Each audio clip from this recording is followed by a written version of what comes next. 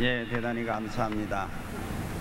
우리 한국 교회 역사상 5천 명의 성가대가 찬양하기는 아마 이것이 처음인가 생각이 됩니다.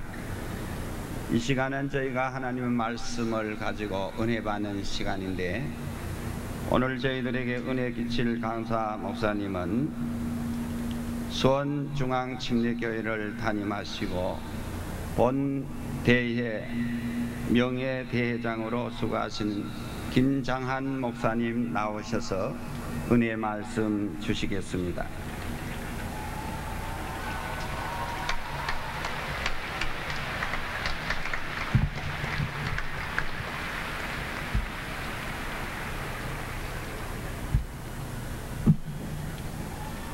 아름다운 축구장을 지어서 오늘 하나님 앞에 헌당하는 기분인 줄 믿으시면 아멘 하시기 바랍니다. 여기서 축구 게임이 시작되면은 우리 한국팀은 반드시 이길 줄 믿으시면 아멘 하시기 바랍니다. 오늘 이 축구장을 빌려주신 서울시장님을 비롯해서 시 관계자와 또 문화관광부 장관님과 또 축구협회 관계 여러분들에게 한번 뜨거운 박수로 격려해 주시면 감사하겠습니다. 고맙습니다. 장관님. 시장님 감사합니다. 고맙습니다.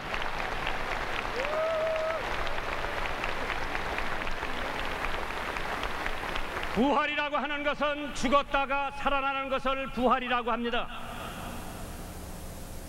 죽었던 한국 경제가 이번 부활절을 통해서 다시 살아나기를 주님의 이름으로 축원합니다. 싸우는 한국 정치가 사랑하는 정치로 변하기를 주님의 이름으로 축원합니다. 죽었던 한국 교육이 되살아나고 사장됐던 한국 문화가 되살아나고 쇠하여진 한국 축구가 다시 살아나서 16강이 아니라 8강이 아니라 4강이 아니라 결승전까지 가는 하나님의 승리가 이곳에서 나타나기를 주님의 이름으로 축원합니다. 죽었던 한국 민족의 긍지가 다시 살아나며 좌절된 기업인이 다시 살아나고 절망 가운데 있는 청소년들이 다시 소망을 가지고 일어나는 기적이 오늘 부활절 예배를 통해서 나타나기를 주님의 이름으로 축원합니다. 사양기에 들어간 한국 교회 성장률이 재도약하는 부활절이 되기를 바랍니다. 흩어진 한국 교회가 다시 연합할 수 있는 부활절이 되기를 기원합니다. 허물어진 북한 땅의 교회가 다시 세워지는 그날이 속히 오기를 주님의 이름으로 축원합니다. 교착 상태에 빠진 남북 대화가 재개되는 하나님의 축복이 임하기를 주님의 이름으로 축원합니다. 2002년의 감격적인 부활절 연합예배가 상암 축구장에서 월드컵 대회 약 2개월 앞두고 이곳에서 부활절 연합예배가 드려지는 것은 기적인 줄 믿으시기 바랍니다. 일본 축구장에서 예배가 드려지나 물어보십시오. 한국에서는 여러 지방 경기장에서 오늘 부활절 예배가 일시에 드려지는 줄 믿습니다. 하나님께서 얼마나 기뻐하실까. 그래서 우리나라 축구도 이번 월드컵에 반드시 승리할 줄 믿습니다. 도대체 이 예수라고 하는 분이 어떠한 분이기에 온 세상이 부활절에 이렇게 야단들인가. 인간 기준으로 본다면은 별로 대단한 인물같이 보이지 않을 줄 모릅니다. 마국간에서 탄생하시고 논한마지기 파탄평 없이 교회를 지은 적도 없으시고 신학교를 세운 적도 없고 공중의 새도 깃들일 곳이 있고 인자도 머리 둘 곳이 있지만은 여우는 굴이 있고 또 나는 새도 깃들일 곳이 있지만은 예수님은 머리 둘 곳이 없다고 했습니다. 가난하고 힘없는 분이었습니다.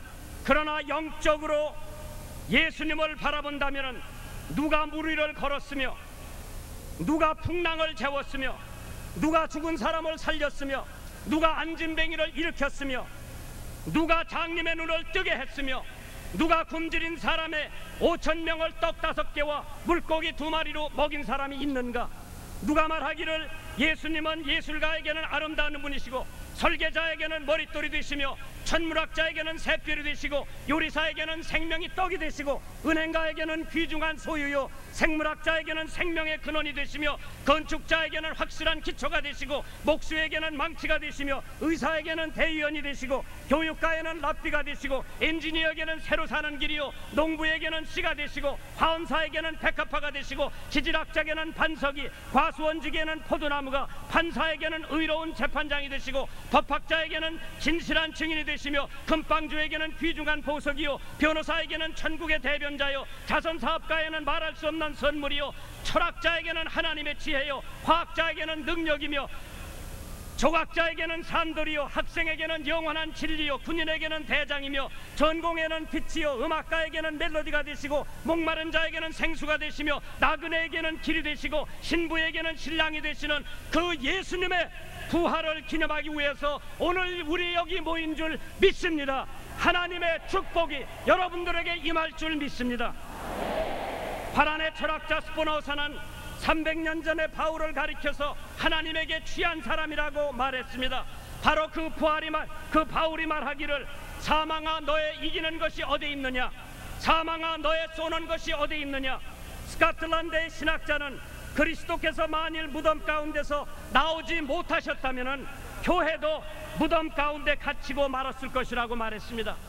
테너슨 시인은 말하기를 모든 것이 무덤으로 끝난다면 사람이 세상에 있음이 무엇 때문인가. 73년도 우리나라에 와서 전도대회를 했던 빌리그램 목사님에게 신문 기자가 예수의 부활을 무엇으로 입증하느냐고 질문했을 때에 빌리그램 목사님은 오늘 아침에 나는 예수님과 30분간 대화를 했다고 대답을 했습니다. 그렇습니다. 예수님은 분명히 죽음에서 부활하셨고 지금은 하나님 우편에 계시고 반드시 다시 오신다고 약속하셨기 때문에 바울이 말하기를 만약 부활이 없다면 우리는 세상에서 가장 불쌍한 사람이라 했습니다.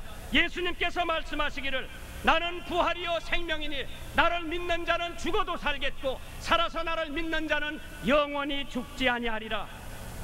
사망의 권세의 공포에서 우는 소리를 들어보십시오.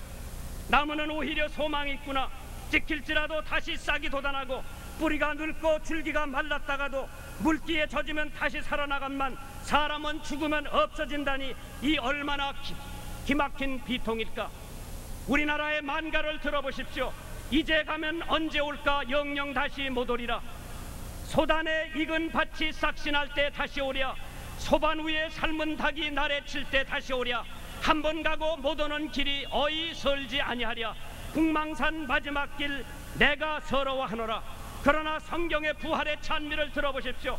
마지막 나팔의 훈련이 변화하며 썩음이 썩지 않을 것으로 죽음이 죽지 않을 것으로 욕되고 더러운 것이 영광으로 변화하리라.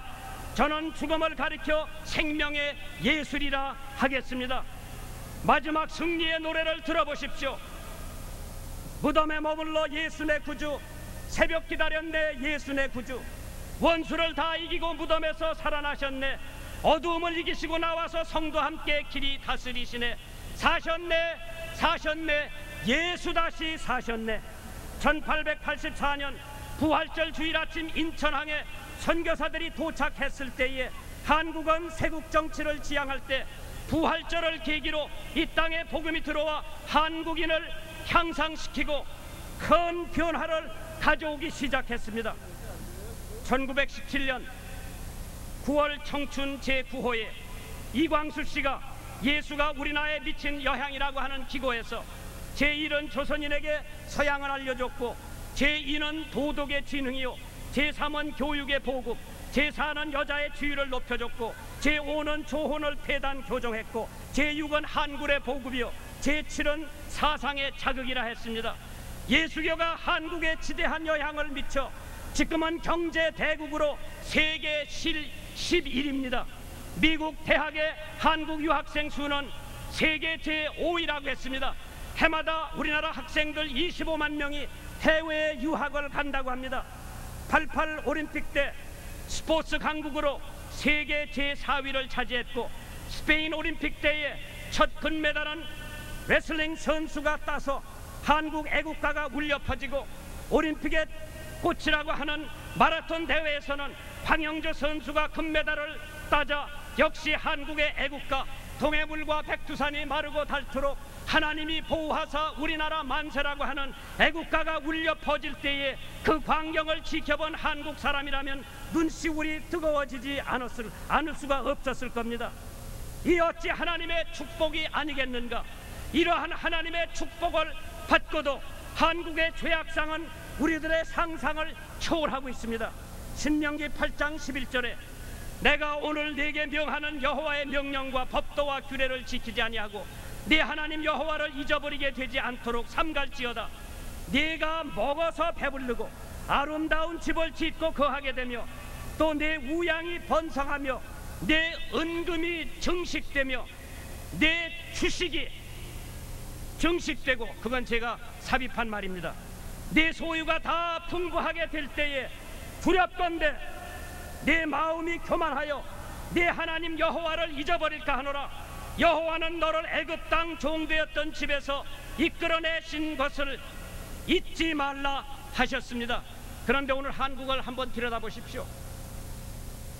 연간 버려지는 음식물은 8조에서 10조, 과외 공부로 소비되는 비용은 16조, 1년에 휘발유 낭비는 1,800억, 밍크 수입은 세계의 제1위라고 합니다. 위스키 수입도 1, 2위를 다투고 있습니다. 외제 화장품과 담배 수입은 90년대보다 70%가 증가됐습니다. 신촌에 우리의 유명한 대학이 4개가 있는데 유해업소가 1,700개, 책방은 고작 7개밖에 없답니다. 남녀 중고등학교 학생 1,661명을 대상으로 청소년 자살에 대한 설문조사에 73% 우리 청소년들이 자살 충동을 경험했다고 하는 얘기가 있습니다. 옛날에는 들어보지도 못한 원조 교재는 전내가 가시지도 않은 10대 소녀들이고, 북한의 어린이들은 먹을 것이 없어 굶주려 죽어가고 있지 않고, 우리는 그동안 많은 쌀과 비료와 옷과 염소와 우유 등을 북한에 보냈습니다.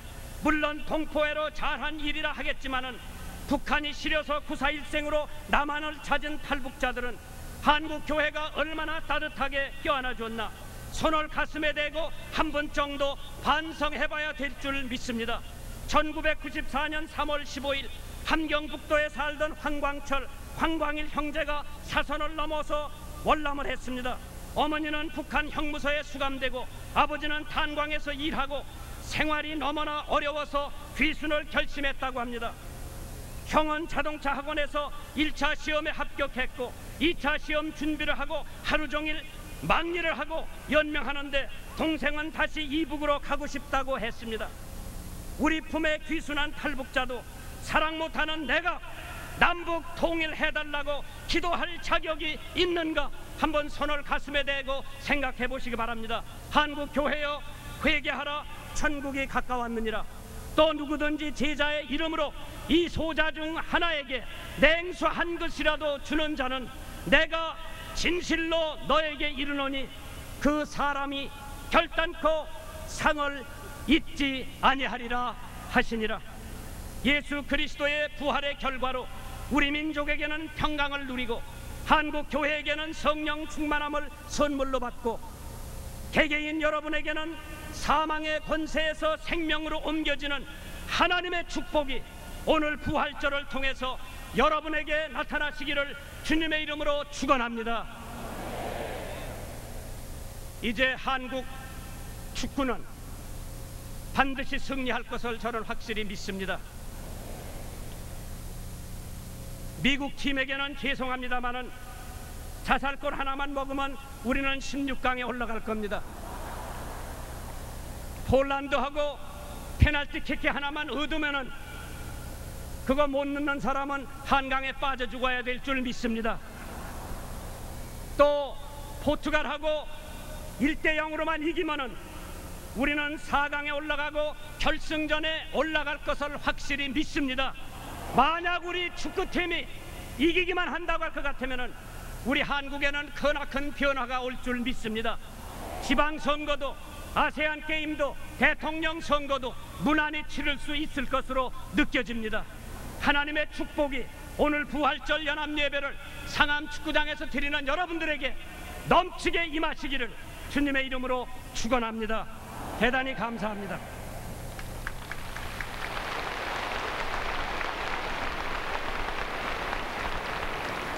귀한 말씀 감사드립니다.